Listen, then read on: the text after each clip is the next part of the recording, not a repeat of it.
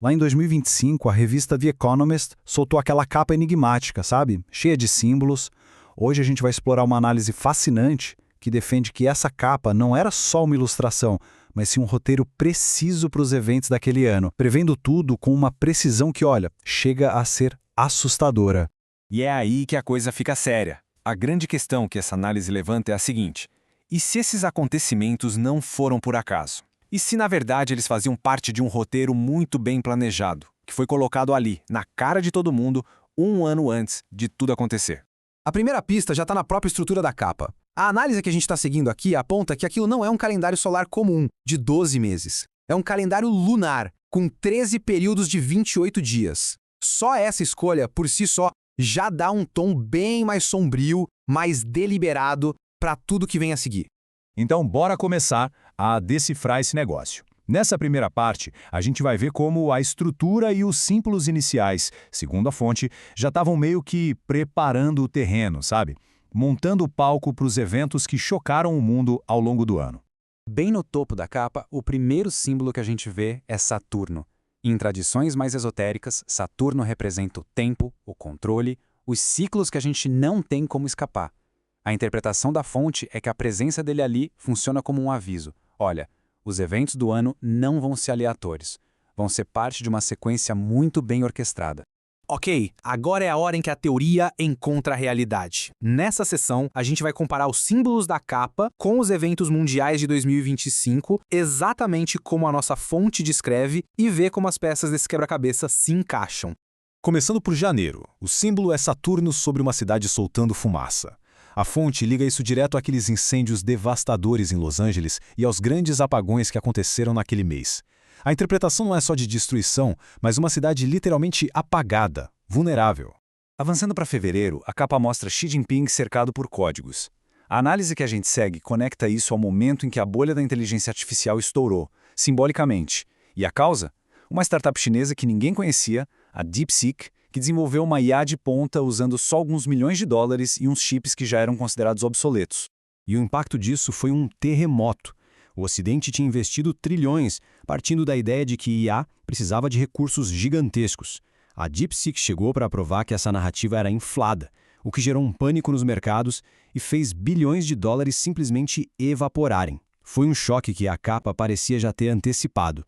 Em junho, a gente vê o Donald Trump ao lado de um míssil. A ligação aqui é feita com a Operação Martelo da Meia-Noite dos Estados Unidos, aquele ataque super rápido e divulgado contra o Irão. A capa não só teria mostrado o protagonista, o Trump, mas também a ferramenta, o míssil, uma demonstração de força militar bem explícita.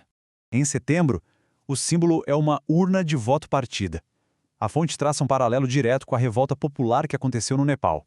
Depois que o governo restringiu o acesso à internet, a juventude foi para a rua e derrubou o regime. Um ato que, simbolicamente, quebrou o processo democrático representado pela urna. E o que esse evento no Nepal revela, segundo a análise, é um tema central de toda a agenda. A mensagem implícita na capa seria clara: quem controla a comunicação, controla o poder. E quando esse controle é ameaçado, a reação pode ser, bem, explosiva. Isso nos leva ao ponto central da fonte. Não se trata de uma previsão, como uma bola de cristal, mas sim de um roteiro. A ideia é que a capa não estava tentando adivinhar o futuro, mas sim apresentando um plano que já estava pronto. A tese é a seguinte: a capa funciona como um script. Crises, avanços tecnológicos, distrações, tudo é apresentado numa ordem específica para moldar a percepção coletiva. E a realidade, no fim das contas, acaba seguindo essa narrativa que foi pré-estabelecida. Tá, mas como é que esse controle da narrativa funciona na prática? A gente vai analisar agora o mecanismo que a fonte propõe, explicando como é que os símbolos se transformam em realidade. Para entender o mecanismo, a fonte apresenta um conceito-chave, a semente mental. Pensa assim, é uma imagem ou uma ideia, como as da capa, que é plantada na consciência coletiva. O objetivo é preparar psicologicamente a população para um evento. Assim, quando ele acontece, a mente de todo mundo já meio que ensaiou aquilo. Esse processo, segundo a análise, acontece em 4 passos bem claros. Primeiro, a apresentação. O símbolo é plantado na capa. Segundo, a discussão. A imagem gera debate, medo, expectativa. Terceiro, o acontecimento. O evento que foi previsto finalmente ocorre. E por último, o alinhamento. A realidade se alinha com o roteiro que, a essa altura, já foi estabelecido e aceito pela consciência coletiva.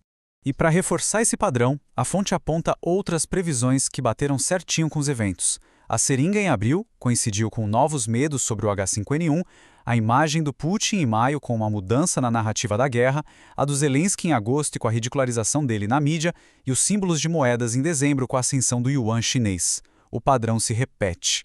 Então, qual é o objetivo final disso tudo? De acordo com essa análise, a elite não precisa controlar cada ação individual de cada pessoa. Só precisa controlar o ritmo, o enquadramento e a narrativa dos grandes acontecimentos. O poder de verdade está em criar as condições mentais para que o futuro que já foi planejado se concretize. E isso nos deixa com uma reflexão final que vem da fonte. Sabendo que esse tipo de roteiro é apresentado ano após ano, a verdadeira pergunta não é mais o que eles planejaram, mas sim, será que alguém ou alguma coisa vai conseguir sair do caminho que já foi traçado?